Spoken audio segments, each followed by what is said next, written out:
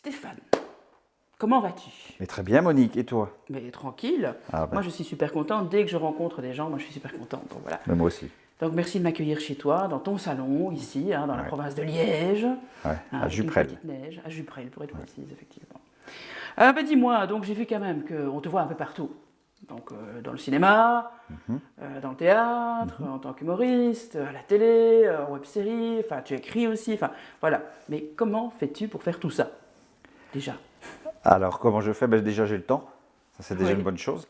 Mais quand je dis j'ai le temps, c'est vrai. C'est-à-dire que j'en fais, c'est mon métier à part entière. Donc, j'ai pas besoin, comme certains comédiens que je connais, de devoir donner cours pour pouvoir vivre, de devoir faire des petits boulots à côté pour pouvoir vivre. Donc, j'ai le temps de faire que ça. Ouais, ouais. Donc, à partir de ce moment-là, comme on a le temps de faire que ça, ben, je fais que ça.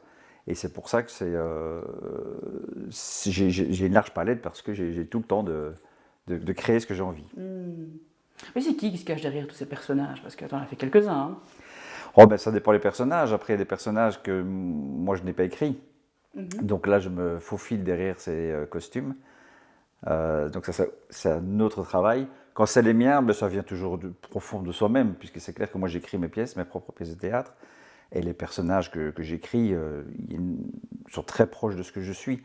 C'est-à-dire que si on prend Les Dessous Chic, qui est une pièce avec un personnage qui s'appelle Eugène, j'aime beaucoup ce personnage parce que c'est un personnage qui est truculent, parce qu'à la fois ce qu'il dit est juste, mais plein de naïveté. Et c'est ce que j'aime, je pense, être aussi, c'est-à-dire que je dis les choses très naturellement et parfois par naïveté, et je ne me rends pas compte que ça puisse blesser ou que ça puisse faire du mal, parce que pour moi, ben, dire la vérité n'est jamais négatif.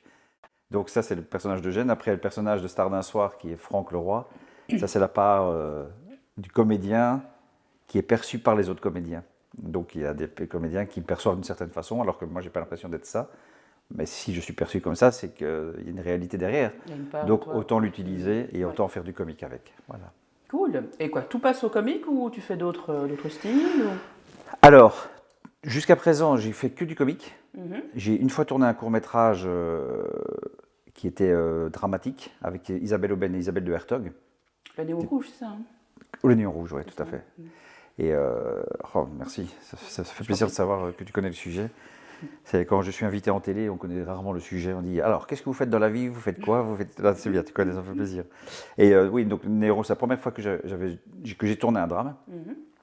Ça m'a procuré des émotions assez bizarres parce que c'est pas du tout mon domaine.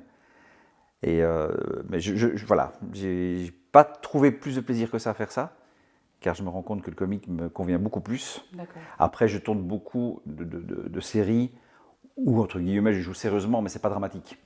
C'est-à-dire, voilà, je joue un flic, je joue un juge, mais il n'y a pas j'ai pas d'émotion à sortir. J'ai juste à être quelqu'un. Donc ça, c'est différent. Mais sinon, le comique, et alors, le côté dramatique, le plus drôle là-dedans, c'est que j'ai écrit un film qui s'appelle Derrière la porte, enfin co-écrit avec Julien Demarche, qui sera réalisé par Adrien François. Ça, c'est en cours de réalisation. Alors là, on est en plein dedans, c'est-à-dire qu'on passe à la commission dans quelques temps. D'accord. Et on a une production qui est avec nous, on a Gérard Depardieu qui a accepté de jouer dans le film, Gérard Jugnot, Valérie Bonneton. Donc ça, je suis assez fier puisque c'est ce que j'ai écrit. Et ça, c'est dramatique parce que ça parle du réalisateur qui a vécu ce drame, qui est celui de se faire battre par son père et de passer d'une famille d'accueil à une autre, ce qui est mon cas aussi. Moi, je ne le savais pas à la base quand on s'est rencontrés. Donc voilà, c'est mon premier drame qui sortira, ce sera ce film-là. Que toi, tu as écrit. Que j'écris, ouais, tout à fait. D'accord. Voilà. Enfin, co-écrit avec Julien Demarche, Oui, j'assiste.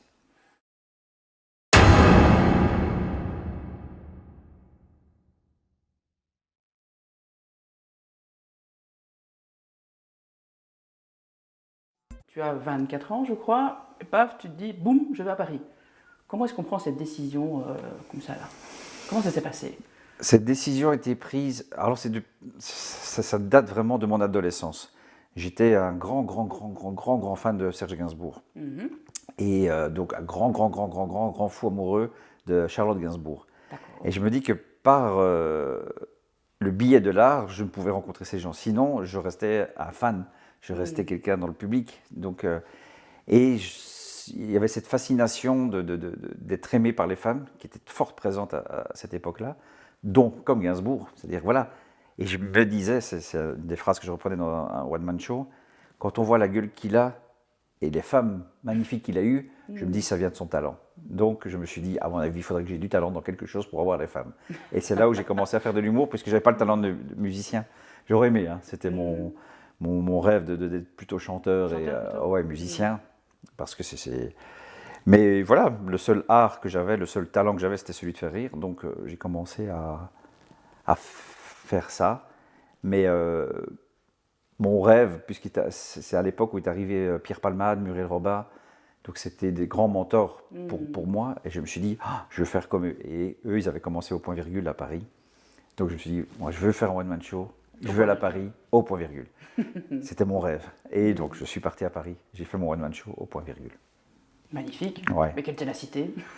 Oui, mais c'était laborieux au début, hein. C'est pas été tout de suite. Comment ça hein. s'est passé? Parce que bon, t'arrives là, je suppose, Gare du Nord, je suppose. Ouais.